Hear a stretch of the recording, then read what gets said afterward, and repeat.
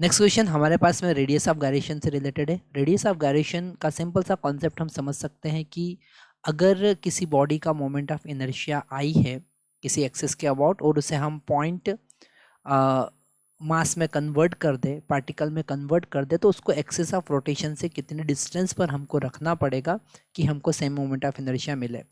तो अगर हमने उसको पॉइंट मास में कन्वर्ट कर दिया तो उसका मोमेंट ऑफ इनर्शिया m² हो जाएगा, that is equal to I। और यहाँ पर हमें k का वैल्यू मिलेगा √I divided by m। Okay, इसी कॉन्सेप्ट का हम यूज़ करेंगे। और हमारे पास में नेक्स्ट क्वेश्चन है। क्वेश्चन में गिवन है find the radius of gyration of a system of particle about the axis passing to the center of mass and perpendicular to the line joining the particle. The mass of two particle m1 and m2 place at distance r.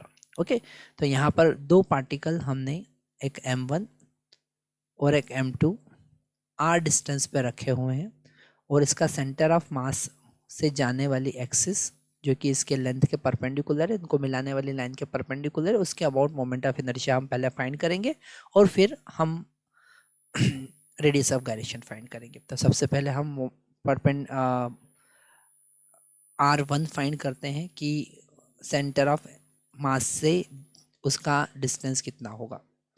Okay, तो हम यहाँ पर R1 find करेंगे।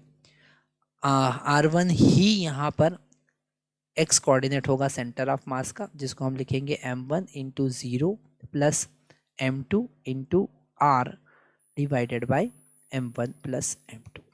Okay, तो यहाँ से R1 का value हमको मिलेगा m2 into r divided by m1 plus m2। ऐसे ही अगर हम R2 का वैल्यू फाइंड करेंगे तो वो होगा m1 into r divided by m1 plus m2। Okay, तो हमको यहाँ से R2 का वैल्यू पता चला, सेंटर ऑफ मास का कॉन्सेप्ट हमको पता है। हम कैसे फाइंड करेंगे, यहाँ पर हमने x इक्वल टू 0 कंसिडर किया और यहाँ पर x equal to r consider किया। तो इनके कोऑर्डिनेट जो है x1 है वो 0 और x2 का वैल्यू r आया और वहाँ से हमने R1 R2 का वैल्यू निकाला। अब मोमेंट ऑफ इनर्शिया हम निकालेंगे तो हम लिखेंगे m1 r1 square plus second वाली बॉडी का moment of inertia m2 r2 square होगा। अब यहाँ पर हम R1 R2 का वैल्यू पुट करते हैं तो I is equal to m1, R1 का वैल्यू हमको पता है कि m2 into r divided by m1 plus m2 होगा और इसका हमको होल स्क्वायर करना है, प्लस R2 का वैल्यू हम पुट करेंगे m1 into r divided by m1 plus m2 और इसका होल स्क्वायर।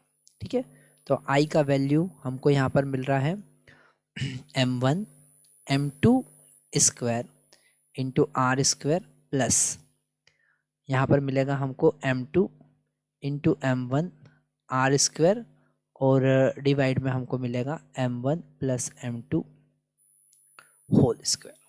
ओके, तो यहाँ से हम कुछ चीज़ें कॉमन ले सकते हैं और फाइनली हमारे पास जो आंसर होगा वो होगा m1 m2 into r square divided by m1 plus m2। Okay, और इसको हम लिखेंगे